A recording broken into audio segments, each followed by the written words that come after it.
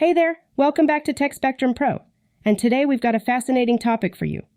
We're going to dive into the world of networking and explore the basic packet flow. So, let's jump right in. But first, what exactly are packets?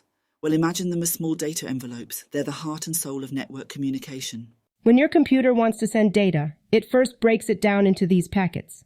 Here's your computer getting ready to send some data. Off it goes! The packet leaves your computer and begins its journey through the network. But how does it find its way to the destination?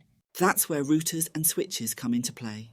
Think of them as the traffic cops of the network. They help guide the packets to where they need to go.